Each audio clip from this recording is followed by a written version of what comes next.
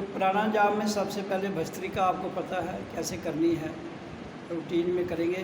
उसके बाद कपालभाति है, उसके बाद अनुलोम विलोम, चौथा आ जाएगा आपका फिर भ्रामरी, पांचवा उज्जयी, फिर शीतली है, फिर उच्चारण है। इसलिए मेरे साथ मिलके ये कर लेते हैं।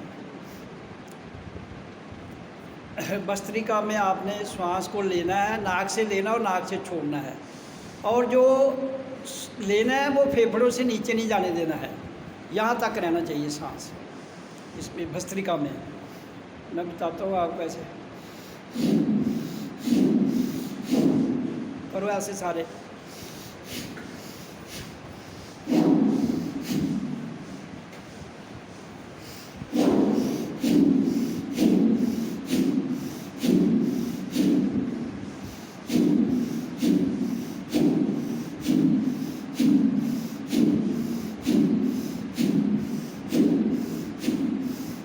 सौ बार करना है।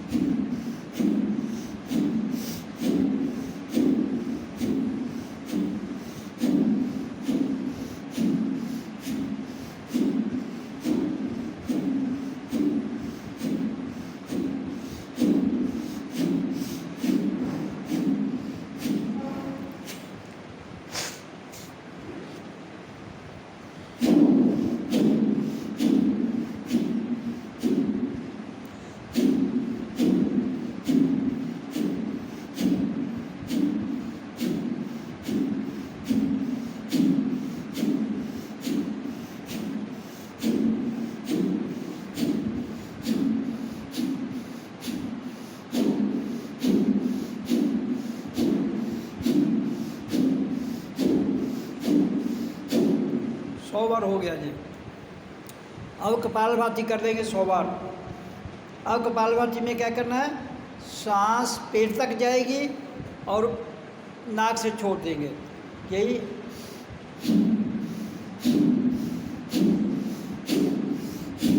उसमें पेट पीछे जाना है, सांस को छोड़ना है, पेट को पीछे लेना है। तो करते जाओ और गिनते जाओ 100 बार।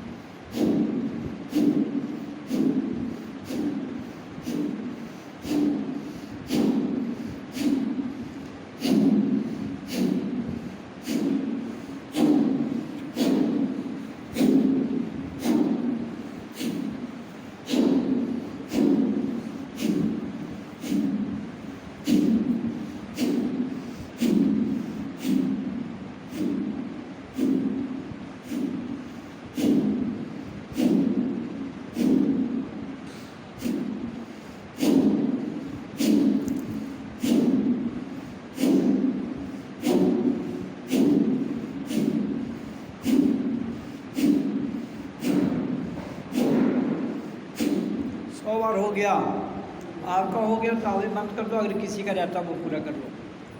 अब 100 बार ही हम इसके बाद करेंगे अनुलोम विलोम। तो अनुलोम विलोम कैसे करना है, दाएं हाथ से बाएं हाथ, दायां हाथ रखो नाक पर, और बाएं नाक से सांस को खींचो और इसको दाएं से छोड़ दो, दाएं से खींचो, बाएं से छोड़ दो, इसको रेगुलर करते रहो।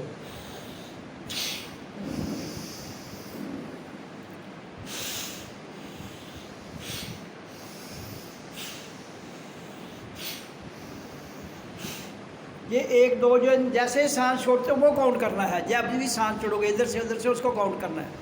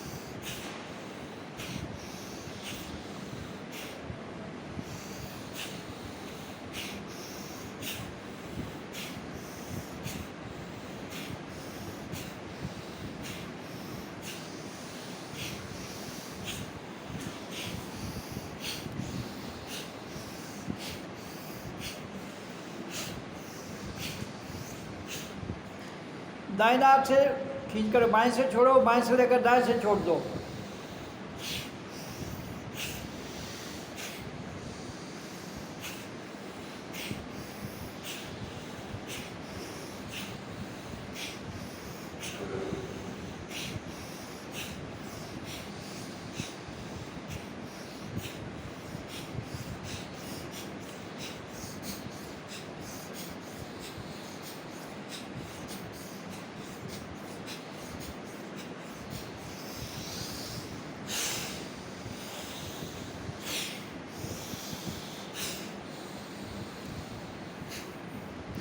हो गया मेरा हाल 100 बार।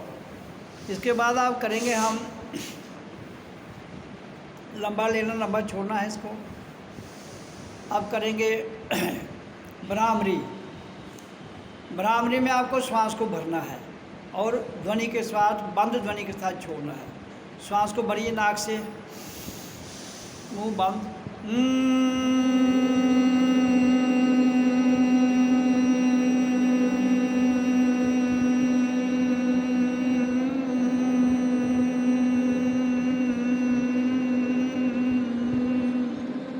फिर भरिए।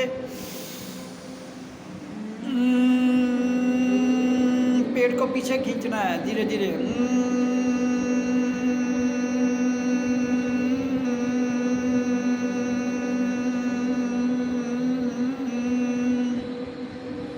फिर इसको डीप भरना पेट तक।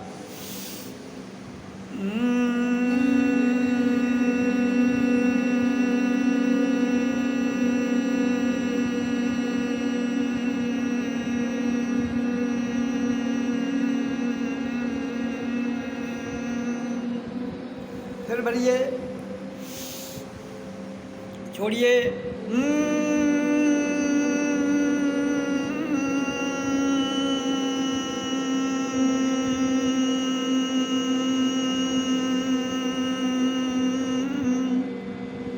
पूरा पेट तक भरिए। पेट को धीरे धीरे पीछे लाइए, सांस को छोड़िए उच्चारण के साथ।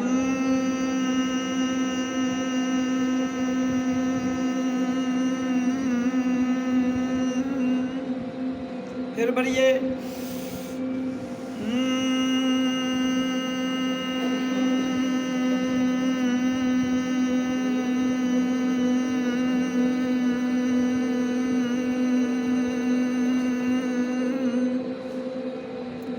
फिर भरिए। पेट को धीरे से पीछे लाइए।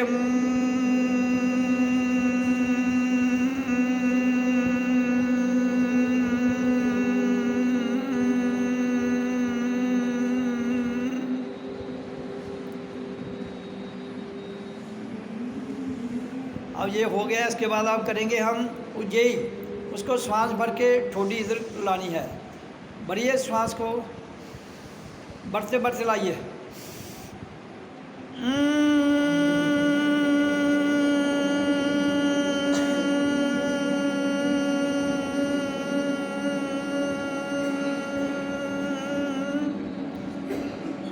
श्वास को भरिए। अब छोड़ दीजिए, छोड़ते ही ऊपर आइए, गर्दन ऊपर छोड़ते हुए, फिर नीचे बढ़ते हुए, श्वास को भरते हुए नीचे, नाक से श्वास भरिए और ठोडी को इधर जोड़िए।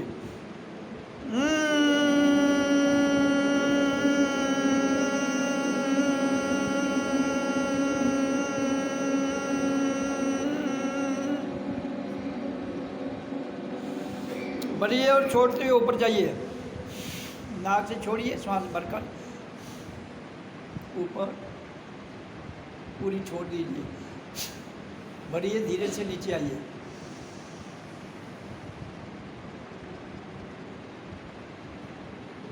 रोटी इधर जोड़ लीजिए गले के नीचे।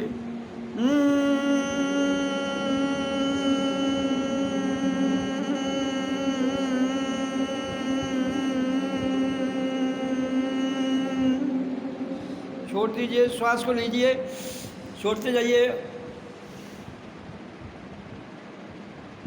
फिर भरिए, नीचे ठोडी को जोड़िए गले के नीचे।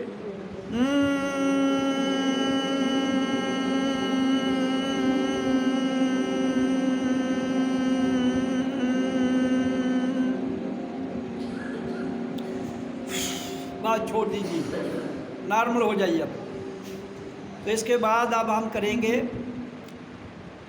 भ्रामरी। भ्रामरी कर दी, अब हम इसके बाद करेंगे शीतली।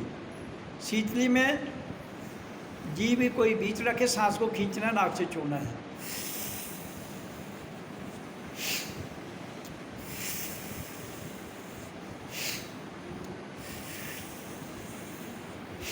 ये गर्मी हो या बुखार हो, इस बदलते हुए मौसम में ये रोज़ करने से बुखार कम होगा।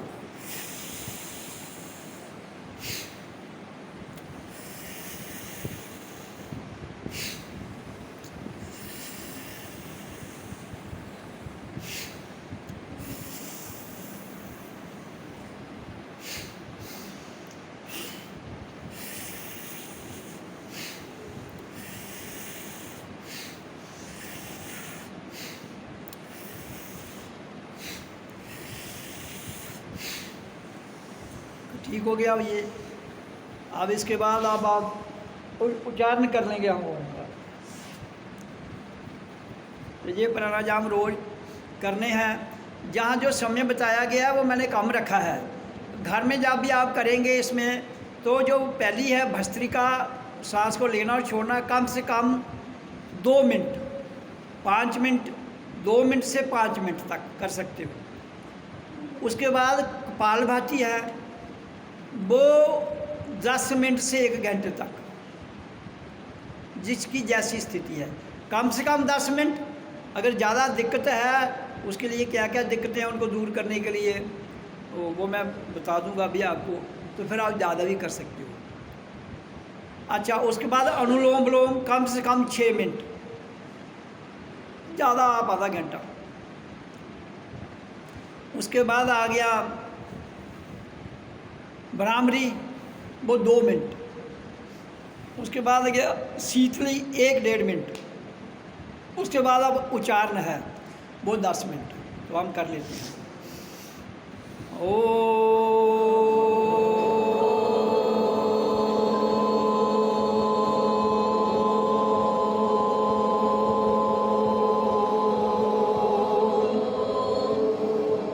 श्वास को डीप भर लीजिए।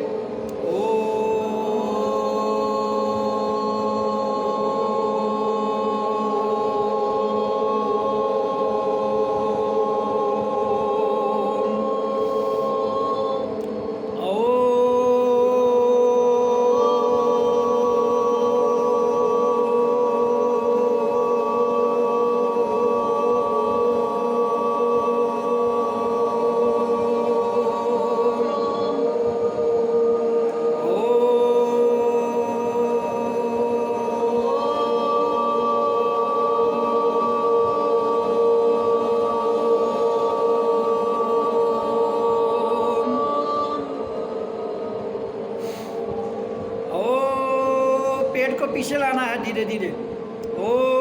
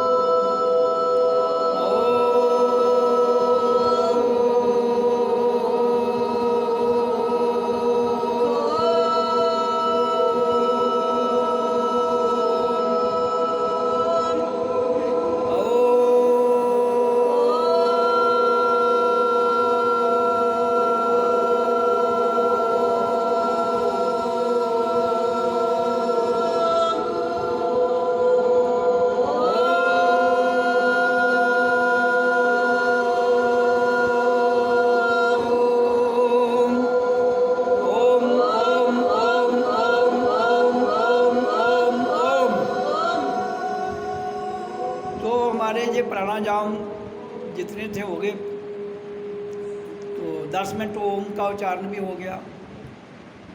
तो जो पहले ओम के बिना जो प्राणायाम हमने किए वो हमारे लिए दुआ का काम करते हैं, दुआ मेडिसिन का। और जो ओम है इसकी जो ध्वनि है ये ध्यान के लिए हमें आगे की ओर ले जाती है, तो शरीर भी स्वस्थ रहे और हमारा ध्यान भी ऑटोमेटिक लग जाए। उसके लिए यही कारगर सिद्ध है जो आपको बताया गया है। दुनिया के जितने भी रास्ते हैं मेडिटेशन के लिए, जहाँ से ही गुजर के आदमी मेडिटेशन में जा सकता है, क्योंकि जब तक प्राण वायु श्वास समभाव में होके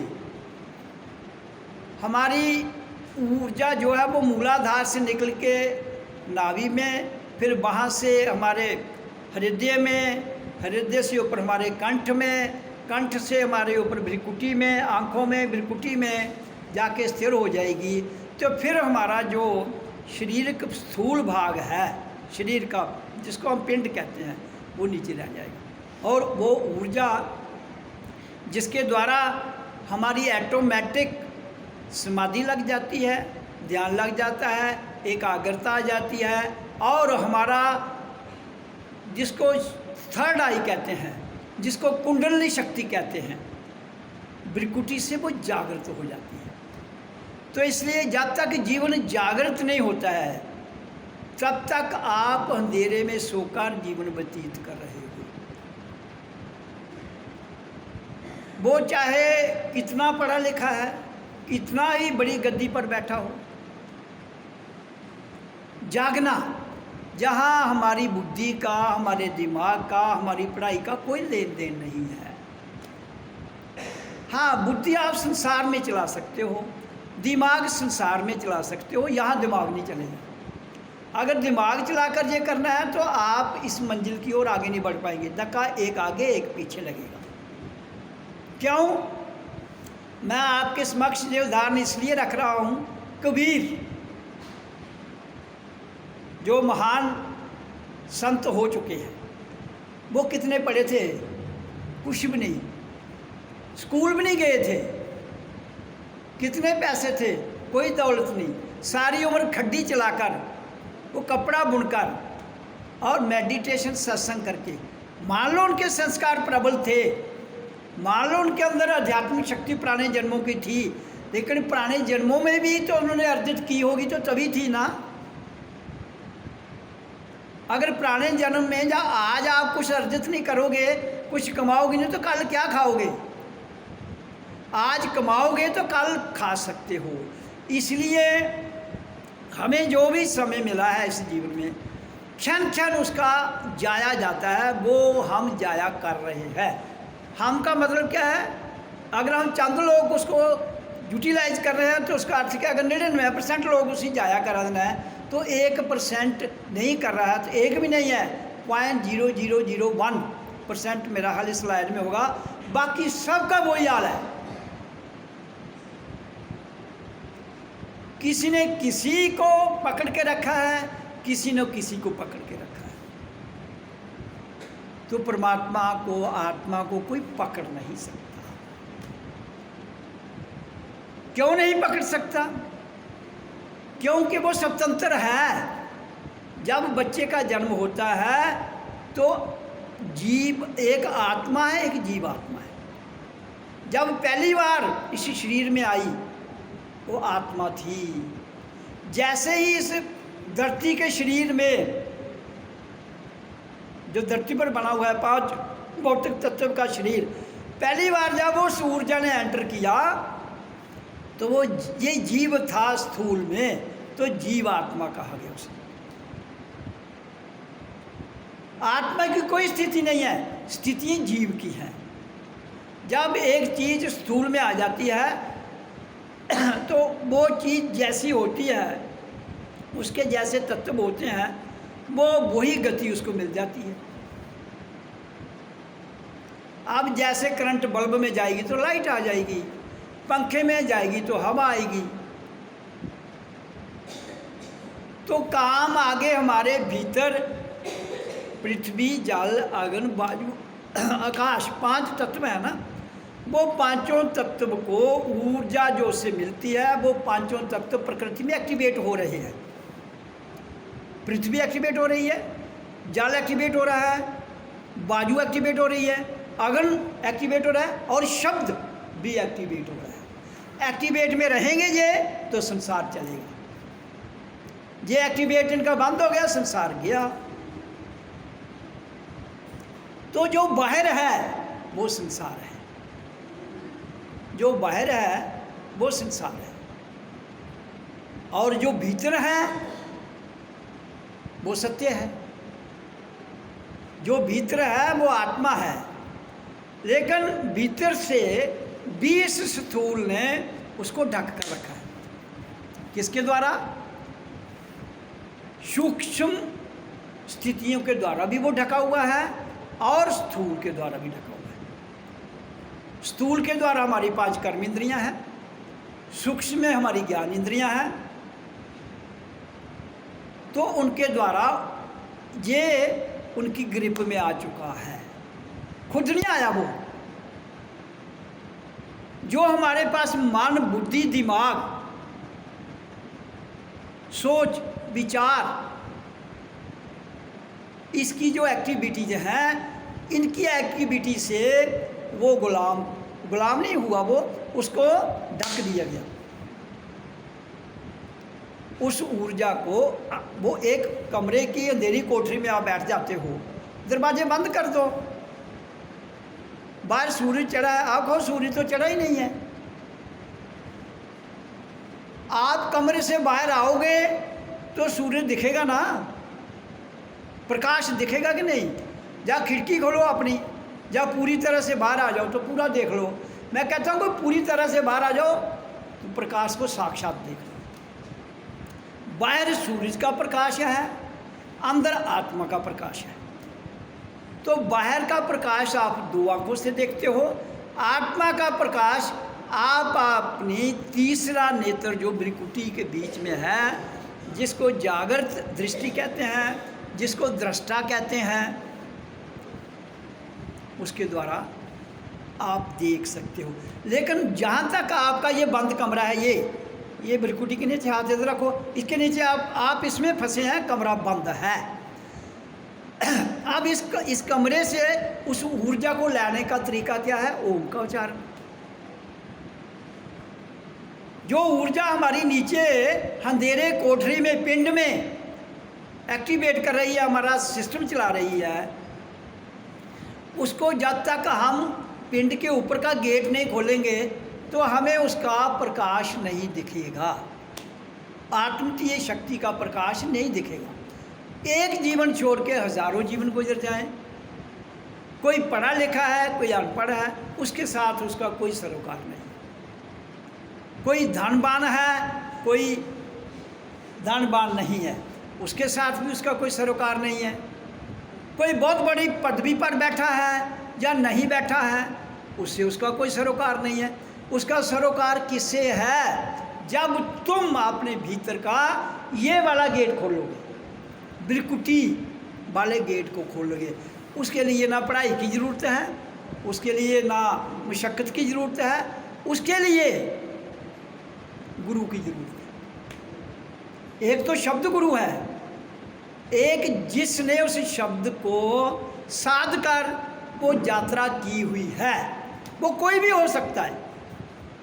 क्योंकि आत्मा की किसी पर कोई पाबंदी नहीं है। जहाँ तो पाबंदी बहुत है, जहाँ किसी को मंदिर जाने में पाबंदी है, किसी को जात पात की पाबंदी है, किसी को संसार के प्रथाओं की पाबंदी है, किसी को परंपराओं की पाबंदी है, किसी को देवी देवताओं की पाबंदी है, किसी को मन की गुलामी है, किसी को बुद्धि की प्लानिंग है। ये सब जितनी भी संसार की शक्तियाँ बाहर दिखती हैं, ये गुलाम बनाती हैं। मन बाहर फैला हुआ है, बुद्धि बाहर फैली हुई है, ये गुलाम बनाएगी। शरीर भी बाहर से दिखता है, ये भी तुम्हें गुलाम बनाता है। और मन और बुद्धि ये बाहर नहीं दिखते हैं, ये भी गुलाम बनाते हैं। मैंने आपको पहले ही कहा, सूक्ष्म और स्थूल दो शक्तियाँ दोनों गुलाम बनाती हैं। सूक्ष्म मन है, जड़ है, बुद्धि सूक्ष्म है, जड़ है, स्थूल शरीर वो पूर्ण ही जड़ है। तो इसलिए जड़ और सूक्ष्म ये दो शक्तियां हर व्यक्ति के अंदर हैं।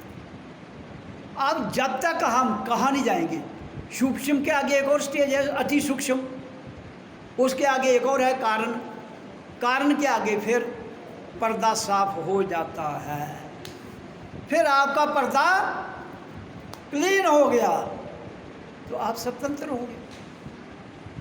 सच्ची आज़ादी जिसको मैंने कहा है, जिस दिन आपका वो पर्दा साफ हो जाएगा, वो पर्दा उसी दिन साफ होता है जिस दिन तुम कारण के आगे अपने आप को प्रकट कर लेते हो।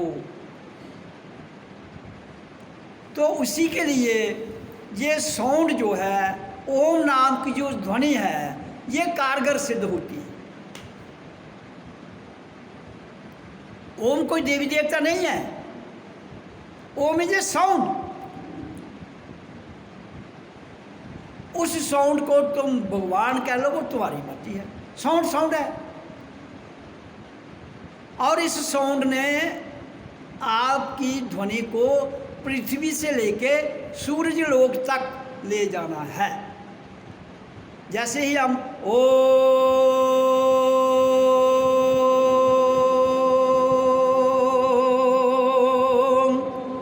इसने आपकी जो साउंड निकलती है उसके साथ जो तरंग निकलती है, तरंग के साथ तरंग जुड़ते जुड़ते जुड़ते सूरज लोक तक 15 करोड़ किलोमीटर तक ये साउंड चली जाएगी। उसके बाद भी है ये, लेकिन फिर बैटरी खत्म होगी, फिर जो बैटरी आहत ध्वनि है वो खत्म हो जाएगी। फिर आ जाती है अनाहत। पहले अनाहत से पहले आपके भीतर क्या आएगा, सो अहंग। ओम तो बैटरी में आ गया, सो अहंग अहंग सो वो बैटरी में नहीं आता, वो शांत में आता है। वो भी चलता रहेगा अपने सिस्टम में, आपका अपने सिस्टम को हेर फेर नहीं करना है, चलता जाएगा चलता जाएगा।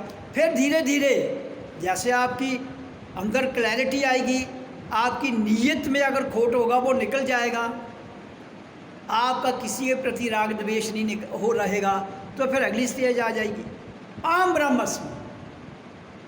सोहम के बाद आम ब्रह्मस्मि की स्टेज आ जाएगी, वो भी चलती रहेगी। जैसे जैसे आपका विस्तार विराट में चलता जाएगा, फिर अहम पार ब्रह्मस्मि वो खुद निकलता है अंदर से।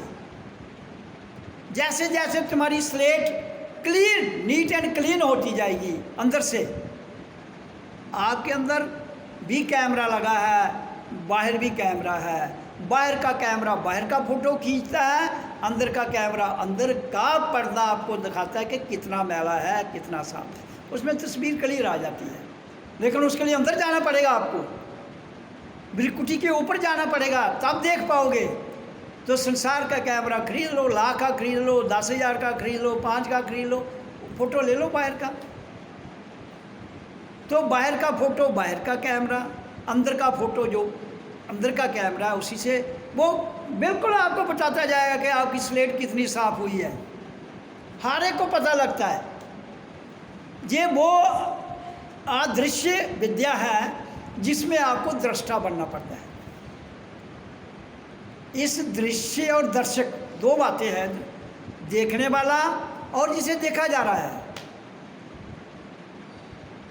ये दोनों, देखने वाला नज़ारा देख रहा है उसको दर्शक कहते हैं, और जिसे देखा जा रहा है उसे दृश्य कहते हैं। तो हमें अहम ब्रह्मस्मि अहम पार ब्रह्मस्मि, फिर हम दृष्टा में चले जाएंगे, ऑटोमेटिक जाएंगे, खींच कर नहीं जा सकते आप। ध्यान समाधि भी ऑटोमेटिक लग जाएगी जैसे जैसे आपके अंदर क्लैरिटी आती जाएगी। नीयत ना, नीयता के बेड़े पार हो जाते हैं और कुछ नहीं है। कोई दंड पखंड, मत्थे टेकने, पूजा पाठ, ये सब आपकी प्रथाएं, छोटी छोटी प्रथाएं और कुछ नहीं। लेकिन प्रथाओं में ना फंस के रह जाओ आप, इसलिए ओम का उच्चारण करवाया जाता है। ध्वनि अहम ब्रह्मास्मि के बाद फिर अगला शब्द आ जाता है अहम संत, फिर आ जाता है अहम परम संत, धीरे धीरे फिर अहम संत परम संत के बाद फिर गुरु की उपाधि है, फिर अहम गुरु अस्मि। ये कोई इसका ठेकेदार नहीं है, जो कर लेता है वो चला जाता है। और उसके आगे भी फिर आदमी लीन हो जाता है, अहम आत्म की शक्ति, परमात्मी शक्ति लीन हूँ, उसमें लीन ये है।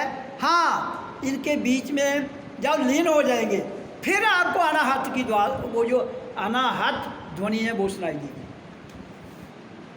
एक तो आ गया ना बैकरी में ओम सूरज 15 करोड़, और फिर अनाहत ध्वनि ये सारी स्टेजें जैसे आप क्रॉस कर लोगे, जिनका मैंने वर्णन किया आज प्रत्यक्ष में आपके समक्ष, ये खुद पता लगता है हम कहाँ खड़े हैं, क्या कर रहे हैं। ये स्टेजें क्रॉस करते करते फिर धीरे धीरे अनाहत की ध्वनि 24 घंटे चलती रहेगी, जिसका व्याख्यान लिख कर नहीं किया जाता। वो स्वयं जो अनुभव करता है उसी को उसका आनंद आता है। फिर उसमें ना तो ध्यान की ज़रूरत है ना समाधि की ज़रूरत है। हाँ, अभ्यास के लिए मैं करवाता हूँ, अदरवाइज मुझे ना ध्यान की ज़रूरत है, ना समाधि की ज़रूरत है, ना कंसंट्रेशन की ज़रूरत है, किसी चीज़ की भी ज़रूरत नहीं है। लेकिन फिर भी जो मेरा कर्तव्य है इस संसार में जिसके लिए मैं आया हूँ वो करवाता हूँ। मैंने जो कुछ पाना था, जो कुछ अचीव करना था वो हो चुका, लेकिन अब मेरा ये कर्तव्य बनता है। इसलिए हर उस महापुरुष को जिसने ये स्टेज अचीव कर लिए पता लग जाता है, फिर उसको अंदर से वो आ जाएगी कि मैंने क्या करना है। वो पहले भी आती है, तब भी आती है। फिर वो उस कार्य में जुट जाए, जो उसके अंदर की आवाज़ कहती है उस कार्य में बिल्कुल जुट जाए। फिर उससे में कभी भी कुताही ना करें। अगर फिर इतना ज्ञान, इतना प्रत्यक्ष में जानने के बाद भी वो अपने कर्तव्य में कुताही करता है तो फिर उसकी वो मैं गलती करूँगा, क्योंकि अगर हम अपना फ़र्ज़ नहीं निभाते हैं वो हमारी गलती है। फ़र्ज़ नहीं निभाना गलती है, लेकिन संसार ने तो गलतियों कुछ और ही ढूंढ के रखी हुई हैं, जिनका कोई सरोकार ही नहीं है हमारे जीवन के साथ। तभी तो कबीर ने कहा, कबीरा तेरी झोंपड़ी गल कटे इनके पास, जो करेंगे सो भरेंगे, तू क्यों रहे उदास।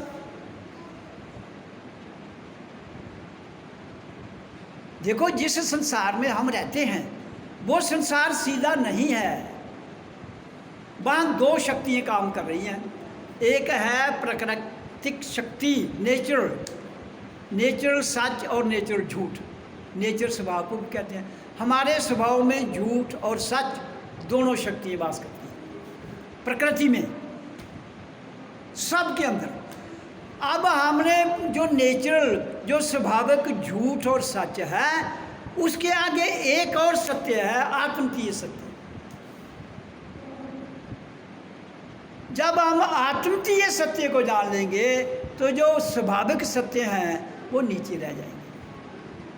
जब स्वाभाविक सत्य नीचे रह जाएंगे आपको समझ आ जाएगी, रियलाइज हो जाएगा कि जो स्वाभाविक सत्य हैं उनका कंसर्न कहाँ तक है और जो आत्मतीय सत्य है उसका लेन देन कहाँ तक है।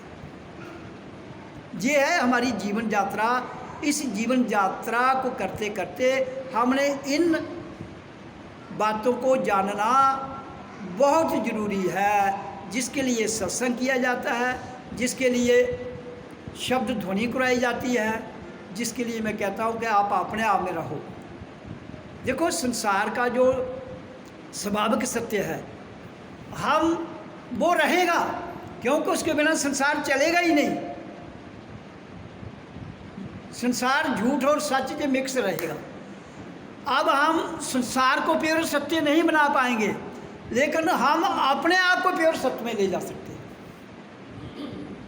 वो हर आदमी के पास ऑप्शन है, उसके लिए किसी पर भी पाबंदी नहीं है, चाहे लड़का हो, लड़की हो, जवान हो, बूढ़ा हो, ना कोई जात पात है। वो सिर्फ केवल 5 तत्व धारण किया हुआ मनुष्य, नर, नारी, लक्ष्मी, नारायण, जिसने देह धारण किया है वो उसको पा सकता है। कहाँ वहाँ कोई पाबंदी नहीं। इसलिए मैं कहता हूँ दुनिया में तो 50 प्रकार की पाबंदियाँ हैं। तो वो पाबंदियाँ प्रथाओं की वजह से हैं, वो पाबंदियाँ नेचर के स्वभाव की वजह से हैं, वो पाबंदियाँ कुछ हमने मन गणत बना ली है नेचर की, फिर ठीक है। जो हमने अपनी थोप कर बनाई है वो गड़बड़ है। नेचर की इसलिए है क्योंकि किसी चीज़ को चलाने के लिए फ्रिक्शन चाहिए। अगर ज़मीन पूरी स्मूथ हो तो यहाँ कोई रुकेगा नहीं, एक दूसरे को धड़ाधड़ टकरें लगती जाएंगी। तो पृथ्वी में उसने इतनी फ्रिक्शन बनाई है कि इंसान उस पर बैलेंस रख के चल सके।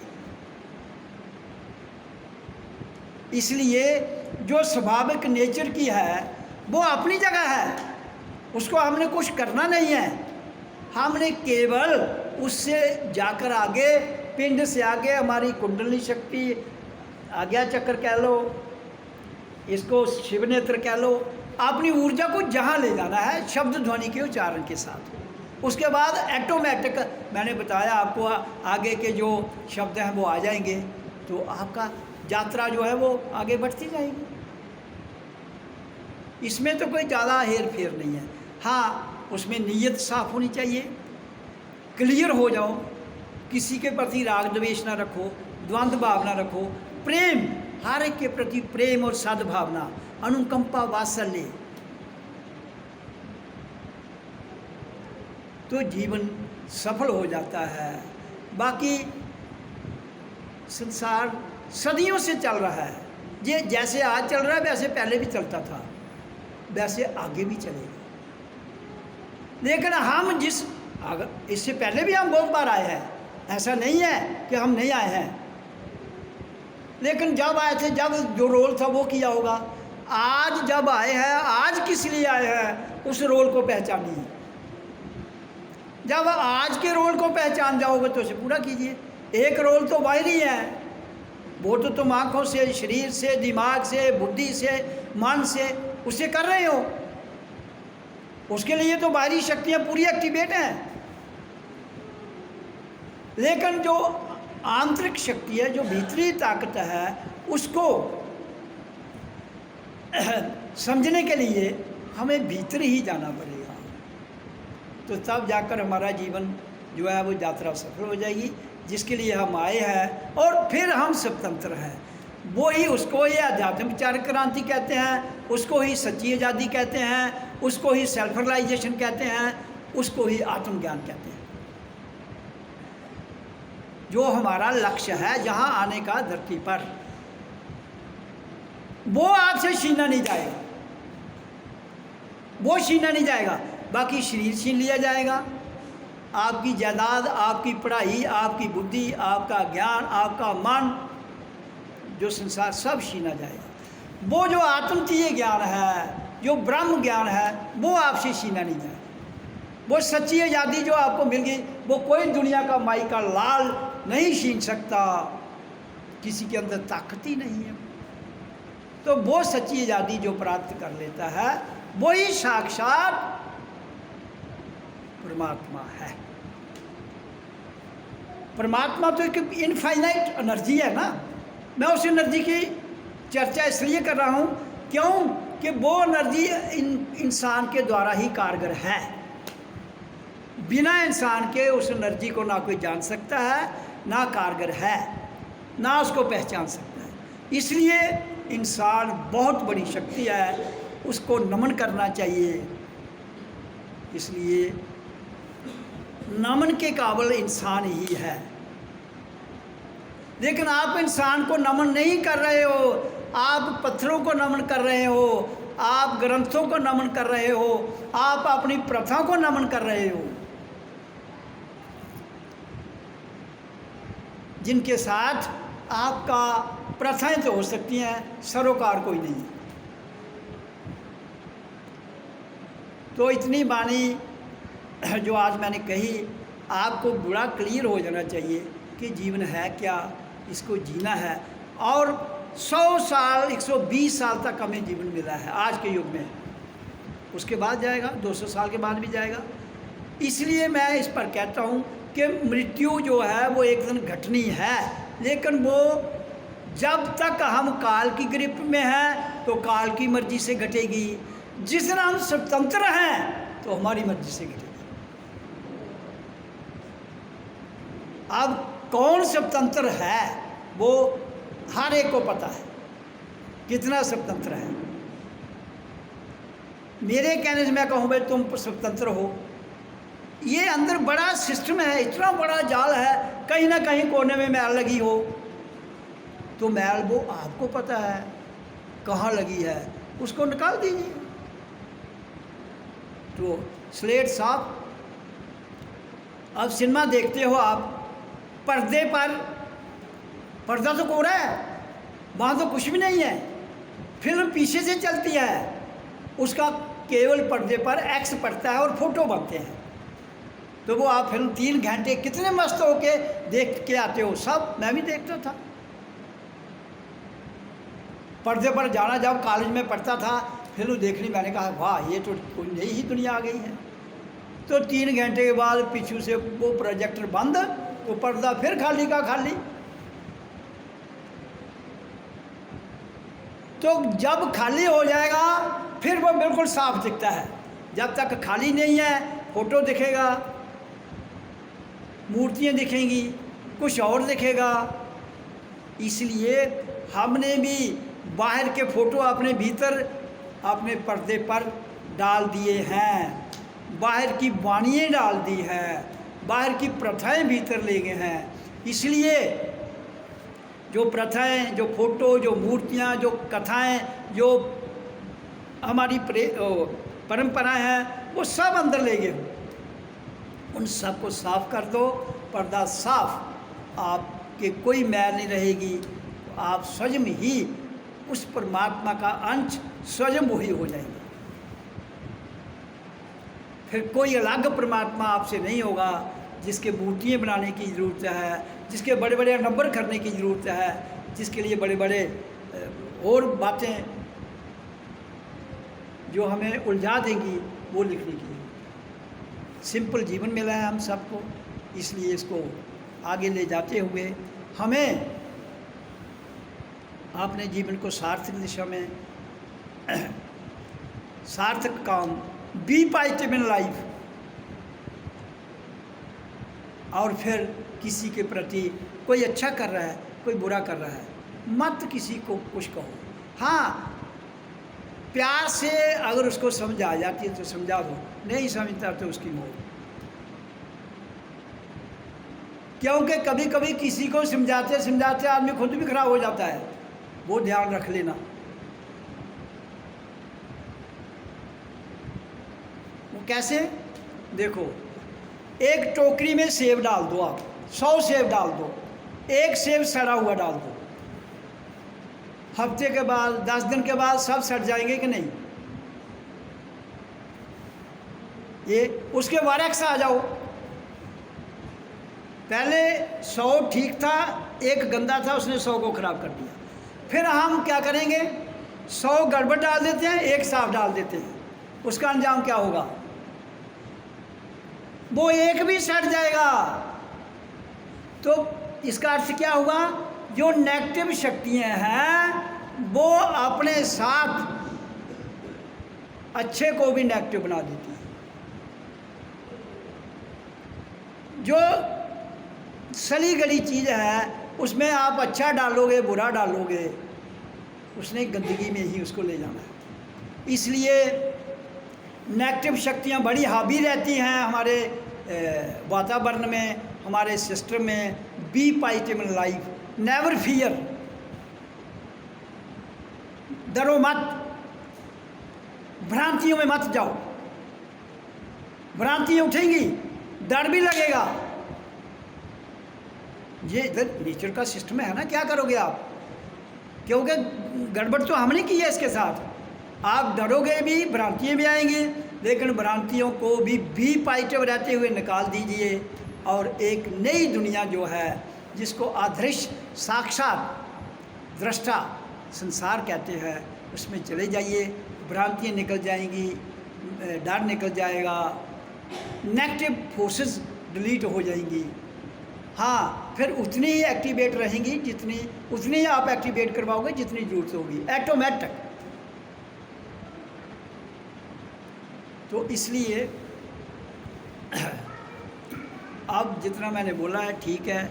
इसमें फिर मैं कहूँगा प्राणायाम की जो मैंने अवधि बताई वो कर लीजिए। प्राणायाम एज ए दुआ काम करता है और ध्वनि का उच्चारण एज ए दुआ, एज ए मेडिटेशन।